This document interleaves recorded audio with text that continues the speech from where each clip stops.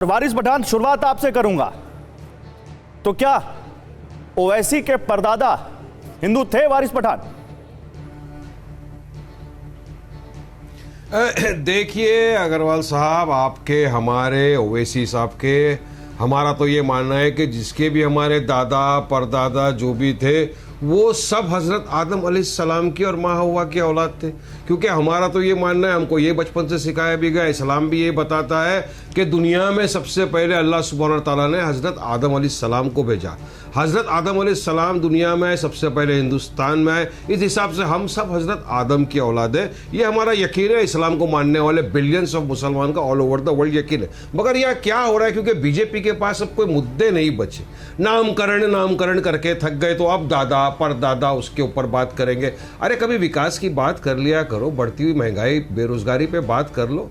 अरे 2 करोड़ युवाओं को रोजगार देने की बात थी, काम मिला किसी को नहीं मिला।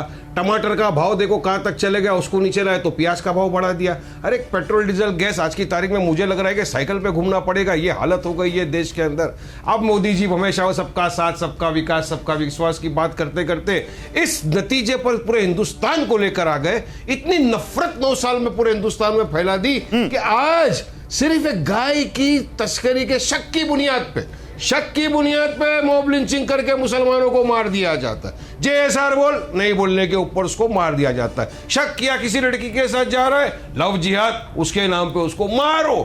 अरे नफरत फैलाने की तो राजनीति आपकी कब तक चलेगी? आपने 2 से लेकर 250 साढ़े 300 जो पहुंच गए वो इसी पे तो पहुंचे, यही तो इनका एजेंडा है। गाय गंगा दंगा मंदिर मस्जिद, इसके सिवा बीजेपी के पास कोई एजेंडा नहीं है। मगर मैं बताता चलूं अग्रवाल साहब, इस वक्त नहीं तो मैं जल्दी से शहजाद पूनावाला के पास जा रहा हूं। वारिस पठान झांसों में नहीं आने वाला। पठान सुनिए, मैं जल्दी से शहजाद पूनावाला के पास आप ही के सवाल लेकर उनके पास क्या जाके करेंगे, उनके भी दादा परदादा सब मुसलमान ही थे। वारिस पठान सब आदम की औलाद है। साथ साथ ना बोले हम लोग। मैं वारिस पठान, आप सवाल सुन लीजिए। तो तुलसी रामदास नहीं था असदुद्दीन ओवैसी के परदादा का नाम, बता दीजिए आप इनको कि क्या नाम था। आप कह रहे हैं तुलसी रामदास नहीं था। देखिए भाई, जहां तक के मेरे पास जो शजरा है, मुझे आपको बता दिया ना कि हम सब हजरत आदम की औलाद है। ये आप नहीं मानेंगे मेरी बात को, आप कहेंगे नहीं तुलसी राम थे ना, ये थे ना फला थे। मैं तो कहूंगा सभी सब आदम की औलाद है। आप हम सब, तो फिर सवाल ही कहां पैदा होता है, कौन दादा था, कौन परदादा था, कौन उसका पिताजी था।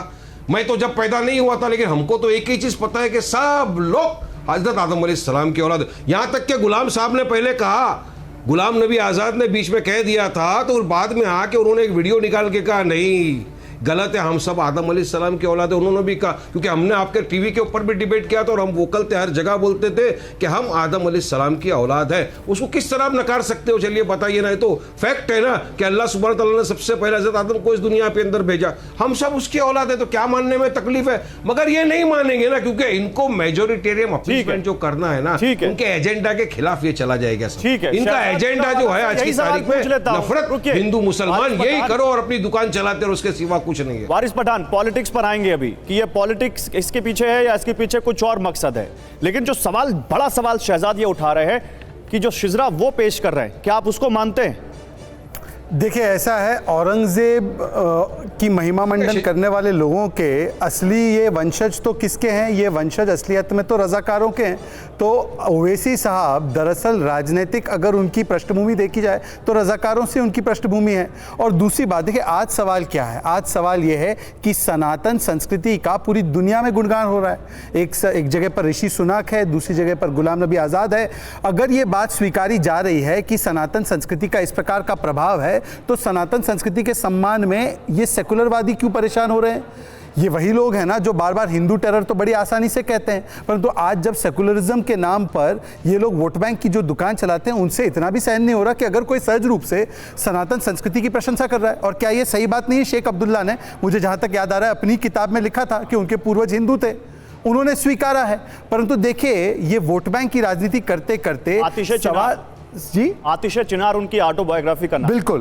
तो ये वोट बैंक की राजनीति करते करते किस प्रकार से आक्रांताओं का भी महिमा मंडन करते हैं। अब देखिए, वारिस पठान की तो समस्या ये है कि किसी जमाने में वो विलास पटवर्धन रहे होंगे उनके परिवार के लोग। अब वो वारिस पठान बने हैं, तब वो अगर गणपति बाप्पा मोरिया बोलते तो फतवा जारी हो जाता है। वारिस पठान की समस्या ये है कि उनकी पार्टी में मुस्लिमीन नाम है, परंतु सेकुलरिज्म का ये सब जगह वो है, एक प्रकार से प्रचार प्रसार कर रहे हैं। अपने नाम से मुस्लिमीन हटा दो और ऑल इंडिया रखो। और इंडिया तो है, परंतु सारे धर्मों के लिए रखो, मुस्लिमीन क्यों रखा है। और तीसरी बात मैं सिर्फ इतना पूछना चाहता हूं कि ये करते करते औरंगजेब और आक्रांताओं का महिमा मंडन क्यों करते। कभी आपने वारिस पठान को एपीजे अब्दुल कलाम या रस खान या उस्ताद बिस्मिल्लाह खान या वीर अब्दुल हामिद की बात करते हुए या दारा शिकोह की बात करते हुए औरंगजेब